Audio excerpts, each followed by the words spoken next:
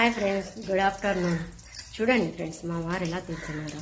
నేనేమో అర డజన్ అరటిపండ్లు, ఒక 1/4 కిలో బాదుషా, ఉండండి ఒక నిమిషం, 1/4 కిలో బాదుషా, 2 ఆపిల్ పండ్లు, ఒక 1/4 కిలో 1/2 కిలో సపోటా తీసుకొచ్చాను. కానీ తినాలి కదా, తినకుండా ఆడపెడితే అవి అట్లే ఉంటాయా? నేను తినేసాను. 2 ఆపిల్ పండ్లు ఉన్నాయి, 2 బాదుషా ఉన్నాయి. అది ఒక చూసాను. అన్నీ నువ్వే తీసుకొస్తే అన్నీ నువ్వే తింటున్నావు, ఏం పెట్టావు అక్కడ? నేనేం చేయాలి ఫ్రెండ్స్ చెప్పండి?